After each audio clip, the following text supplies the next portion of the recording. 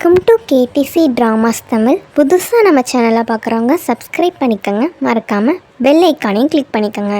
இன்றைக்கி நாம் ஏற்கனவே பார்த்துட்டு இருந்த மாடர்ன் ட்ராமாவோட 18வது எபிசோட் தான் பார்க்க போகிறோம். இந்த எபிசோடோட ஸ்டார்டிங்கில் நம்ம ஜினியாவோட பாய் ஃப்ரெண்ட் லூசியை தான் காட்டுவாங்க. லூசி என்ன பண்ணுவான் அப்படின்னா, எப்படியாவது தன்னோட கம்பெனி காப்பாற்றணும் அப்படின்ற மாதிரி சொல்லிட்டு இன்வெஸ்டரை தேடி போயிருப்பானே. அப்படி யார் இன்வெஸ்டராக தேடி போயிருப்பான் அப்படின்னா, நம்ம லீயோட அப்பா லீஷங்க தான் தேடி போயிருப்பாங்க. இவர் வந்து மிகப்பெரிய ஷீஷன் குரூப்போட சேர்மனில். ஆனால் அவரோட வீட்டுக்கு தான் அப்பாயின்மெண்ட் வாங்கிட்டு வெயிட் பண்ணிகிட்டு இருப்பாங்க. இன்வெஸ்ட்மெண்ட் கிடச்சாதான் நம்மளோட கம்பெனி வந்து சர்வே ஆகும் அப்படின்ற சுச்சுவேஷனில் ரொம்ப நேரம் வெயிட் பண்ணிகிட்டு இருப்பாங்க. ஆனாலும் அப்பாயின்மெண்ட் கொடுத்த டயத்தை விட 1 மணி நேரம் ஐயா அவர் வீட்டுக்கு வந்திருக்க மாட்டாராம். என்னாச்சுன்னு சொல்லி கேட்கும்போது அவரோட வீட்டில் ஹவுஸ் கீப்பராக இருக்க ஜியாங் தான் என்ன சொல்லுவார் அப்படின்னா, இந்த மாதிரி இன்றைக்கி வந்து வியாழக்கிழமையிலப்பா சார் வந்து எப்பயுமே வந்து அவரோட பெட்டை கூப்பிட்டு வந்து வாக்கிங் போவார், அதனால தான் லேட் ஆகுது, கொஞ்சம் வெயிட் பண்ணுங்கள், சார் வந்து மீட் பண்ணணுன்னா கன்ஃபார்ம் மீட் பண்ணிடுவார் அப்படின்ற மாதிரி சொல்லவும் அவங்களும் வெயிட் பண்ணிகிட்டு இருப்பாங்க. கொஞ்சம் நேரம் கழித்து அவர் வருவார் வீட்டுக்கு. வரும்போது கரெக்டாக வந்து டாகை தான் வாக்கிங் கூப்பிட்டு போயிட்டு வந்திருப்பார். ரொம்ப ஓடி ஓடி கழிச்சு போயிருப்பார். இருந்தாலுமே ஆல்ரெடி நம்ம வந்து ஃபிக்ஸ் பண்ணிட்டோம், டைம் மீட் பண்ணணும்னு சொல்லிவிட்டு டீ கொண்டு வர சொல்லிவிட்டு அந்த லூசி கூட வந்து பேசிகிட்ருப்பார். அப்படி பேசிகிட்டு இருக்கும்போது என்ன சொல்லுவார் அப்படின்னா, நீ இப்போ வந்திருக்கிறது உன்னோட கம்பெனி விஷயமா அப்படின்றப்ப என்னோடய பதில் வந்து நோ தான். ஏன்னா உன்னோட கம்பெனியை வந்து நான் வந்து அக்செப்ட் பண்ணிக்க மாட்டேன், ரிஜெக்ட் தான் பண்ணுவேன். அது என்ன அதுக்கான ரீசன் அப்படின்னா, உங்களோட கம்பெனியில் வந்து ரிட்டர்னுக்கு வந்து கேரண்டி கிடையாது, பேக்கப் பிளான் எதுவுமே கிடையாது, ப்ராப்பராக வந்து மேனேஜ்மெண்ட் கிடையாது, அதே மாதிரி ப்ராஜெக்ட் ப்ரொப்போசலில் வந்து ப்ராப்பர் டைம்லைனுக்குள்ளே வந்து நீங்கள் வந்து பண்ணி முடிக்கலை. இதெல்லாம் தான் ரீசன், இதெல்லாம் உங்களோட நெகட்டிவ் பாயிண்ட்டு. இப்போ நான் போய் உங்கள் கம்பெனிகிட்டேருந்து ஏதாவது ஒன்று வாங்கினேன் அப்படின்னா எனக்கு வந்து ஃபுல்லாக நட்டம்தான். யார் அதை வாங்குகிறாங்களோ அவங்க தான் வந்து அவ்வளோ நட்டத்தை எடுத்துக்கிற மாதிரி இருக்கும். ஆனால் கண்டிப்பாக உங்களோட கம்பெனியை வந்து என்னால் பணம் செலவு பண்ணி வாங்க முடியாது. ஆனால் நீ வந்து ஒரு சின்ன வளர்ந்து வர ஒரு என்டர்ப்ரனர், உன்ன மாதிரி ஒரு ஆட்கள், உன்ன மாதிரி ஒரு யங்ஸ்டர்ஸோட கரேஜ் வந்து எனக்கு தேவைப்படுது. பின்னாடி உனக்கு ஏதாவது ஒரு நல்ல ப்ராஜெக்ட் இருந்துச்சுன்னா கம்பல்சரி கொண்டு வா, நானுமே உனக்கு வந்து என்ன பண்ணுறேன் அப்படின்னா நல்லா சப்போர்ட் பண்ணி எல்லாமே வந்து கொடுக்குறேன் அப்படின்ற மாதிரி சொல்லிவிட்டு அனுப்பி வைப்பார். இவர் பேசின எல்லா விஷயங்களுமே இதுக்கு முன்னாடி நம்ம ஹீரோ பேசியிருப்பானே அதே பாயிண்ட் அவுட் தான் சொல்லியிருப்பார். உண்மையிலே நம்ம தான் தப்பு பண்ணிட்டோமோ அப்படின்ற மாதிரி சொல்லிட்டு எனக்கு தோணும். இருந்தாலும் இப்போ வேறு வழி இல்லையே அப்படின்ற மாதிரி சொல்லிவிட்டு அவன் வந்து யோசிச்சுட்ருப்பான். இந்த டயத்தில் நம்ம ஷியா என்ன பண்ணுவாள் அப்படின்னா, சூட்கேஸ் நிறையா, அதான் ஆல்ரெடி வந்து ஜினியா பணம் கொடுத்துருந்துருப்பாள், அந்த பணத்தெல்லாம் கொண்டு வந்து திரும்பி ஜினியாக்கிட்டே கொடுக்குறான். இதுக்கிட்ட இந்த பணத்தை ரிட்டர்ன் பண்ணுறேன்னு கேட்கும்போது இந்த மாதிரி வாங்க கால் பண்ணி சொன்னால் இப்போதைக்கு பணத்துக்கு அர்ஜென்ட் இல்லைன்னு சொல்லிட்டு, ஆனால் இந்த பணத்தெல்லாம் நீ வச்சுக்கோ, எனக்கு வேணாம் அப்படின்ற மாதிரி சொல்லுவான். ஏன்டி இப்படி பண்ணுற, இப்போதைக்கு எனக்கு இந்த பணம் யூஸ் இல்லடி அப்படின்ற மாதிரி சொல்லுவான். ஏன்டி யூஸ் இல்லை, அவனுக்கு தான் வெட்டிங் நடக்க போதில்ல, அது செலவுக்கு நிறைய தேவைப்படும்ல, வச்சுக்கோ அப்படின்ற மாதிரி பேசிகிட்டு இருப்பாங்க.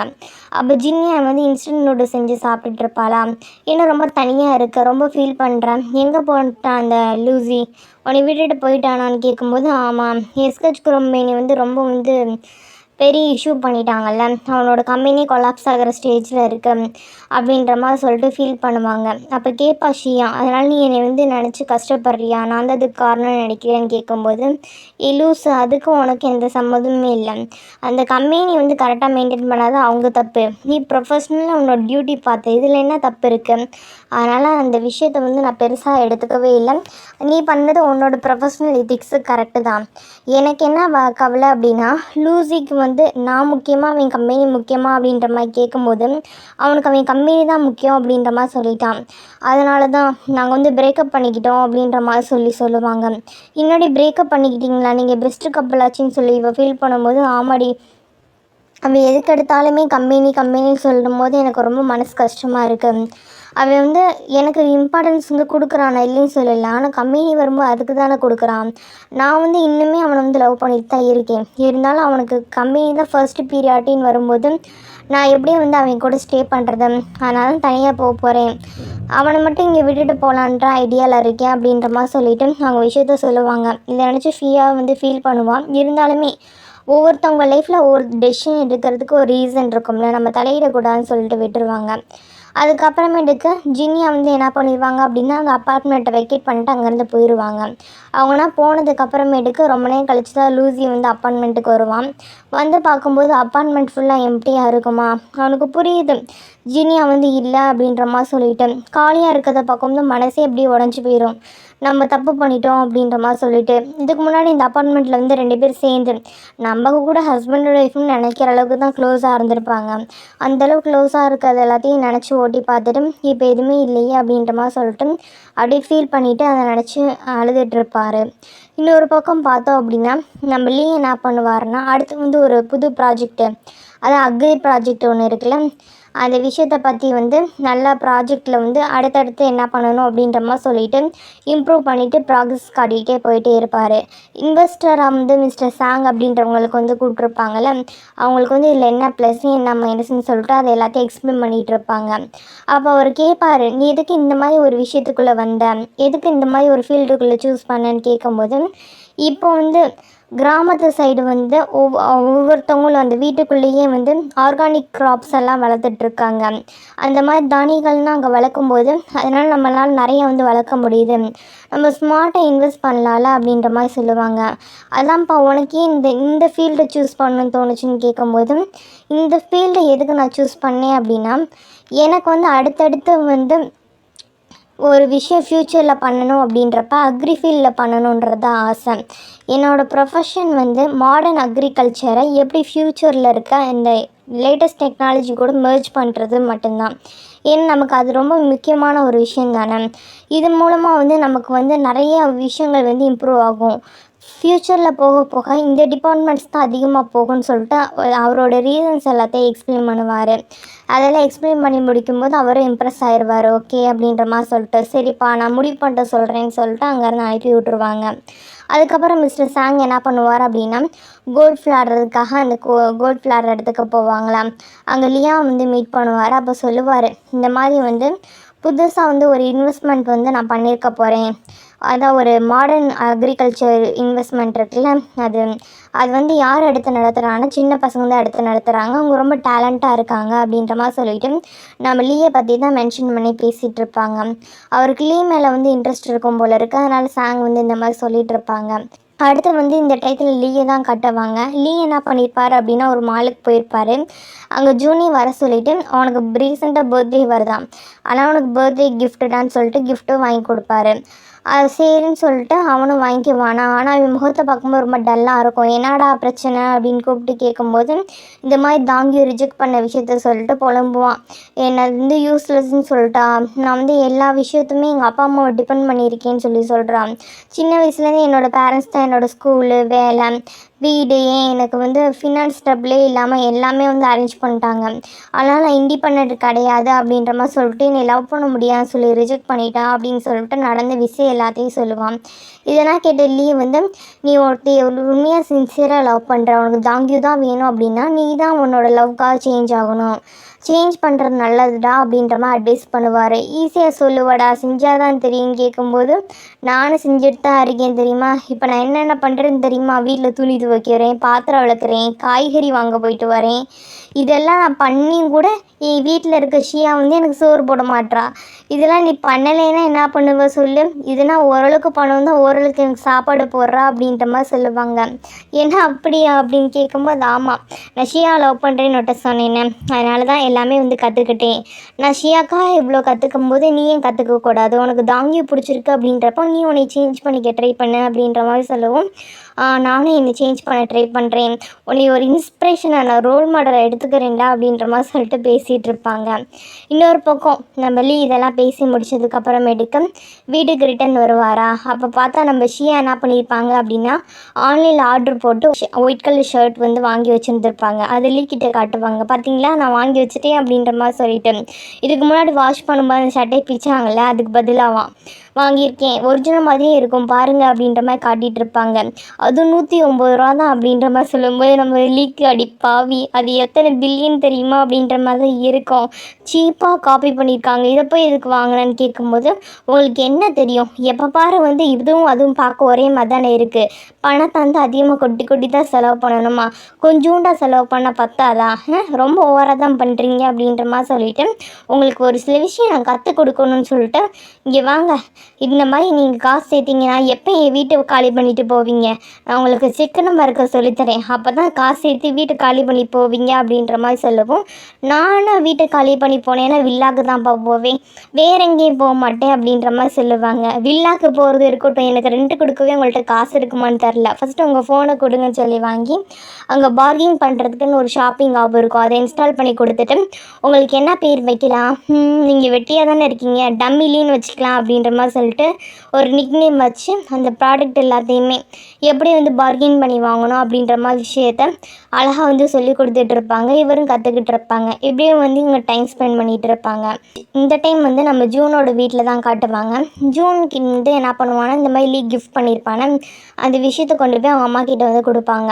அந்த கிஃப்டெல்லாம் அவங்க பார்த்ததுக்கு அப்புறமேட்டுக்கு அவங்க மண்டையில் ஏதோ ஒரு பல்ப் எரியும் போல் இருக்குது. ஆனால் இந்த வாரம் வீக்கெண்டில் வந்து அவனுக்கு பர்த்டே பார்ட்டி வந்து வீட்டில் அரேஞ்ச் பண்ணியிருக்கோன்னு சொல்லிட்டு லீயை கூப்பிடு, அது மட்டும் இல்லாமல் உன் ஃப்ரெண்ட்ஸ் எல்லாரையும் கூப்பிடு அப்படின்ற மாதிரி சொல்லுவாங்க. அது கூடவே சேர்த்து ஃப்ரெஷ்ஷாக வந்து ஒரு செரி பழ பாக்ஸை கொடுத்து உடனே இதை வந்து டெலிவரி பண்ணுங்கள் அப்படின்ற மாதிரி சொல்லிவிட்டு இங்கேயும் அனுப்பி வைப்பாங்க. அடுத்து ஜூன் என்ன பண்ணுவான் அப்படின்னா ஷியாவை வந்து இன்வைட் பண்ணுவான், இந்த மாதிரி என்னோடய பர்த்டேக்கு வாங்க அப்படின்ற மாதிரி சொல்லிட்டு. ஆனால் ஷியா எப்படி வருது, எனக்கு வந்து உங்களை தான் தெரியும், உங்களை பேரண்ட்ஸு தெரியாதுன்னு சொல்லும்போது வந்து அதெல்லாம் ஒன்றும் பிரச்சனை இல்லை, நம்ம போகிறோம் அப்படின்ற மாதிரி சொல்லிடுவாங்க. அப்போ பேசிகிட்டு இருக்கும்போது பேசாமல் ஒன்று பண்ணலாம், உனக்கு வந்து ஆக்வர்டாக இருந்துச்சுன்னு தாங்கியோ கூட கூப்பிட்டுக்கிங்க அப்படின்ற மாதிரி சொல்லும்போது உடனே நம்ம ஷியா கால் பண்ணி தாங்கியோட்ட கேட்கும்போது ஆல்ரெடி ஜூனோட அம்மா வந்து எனக்கு பர்சனலாக இன்வைட் பண்ணியிருந்தாங்க, நானும் வரதான் போகிறேன் அப்படின்ற மாதிரி சொல்லவும் சரின்னு சொல்லிட்டு எல்லாம் சேர்ந்து போவாங்க. வீக்கெண்டாக வருது, பர்த்டே பார்ட்டி ஆரம்பிக்குது. அந்த இடத்துக்கு ஃபுல்லாக போவாங்களா. அங்கே போனால் பார்ட்டியில் ஜூனோட அம்மா ஃபுல்லாகவே நம்ம தாங்கியோ தான் டார்கெட் பண்ணிகிட்டே பேசிகிட்டே இருப்பாங்க. இந்த மாதிரி தாங்கியோ வந்து அந்த கம்பெனியில் வந்து ரிசப்ஷனிஸ்ட்டாக தானே வேலை பார்க்குறாங்க. அந்த வேலையிலேருந்து ரொம்ப மட்டமாக பேசி இந்த மாதிரி பணக்கார வீட்டு பொண்ணுங்க தான் டைம் பாஸ்க்காக இந்த வேலைலாம் பார்ப்பாங்க, நீ அந்த மாதிரி வேலையை பார்க்குற, இதுக்கு ஃப்யூச்சரே கிடையாது, ப்ரொமோஷன் கிடையாது அப்படின்ற மாதிரி பேசிகிட்டு இருப்பாங்க. இதெல்லாம் பார்த்துட்டு பொறுக்க முடியாத நம்ம ஷியா வந்து நம்ம தாங்கியோக்கு சப்போர்ட் பண்ணி பேசினாலுமே அவங்க வந்து இன்னுமே நம்ம தாங்கி மேலே தப்பு அப்படின்ற மாதிரியே வந்து மட்டமாக பேசிகிட்டு இருப்பாங்களா.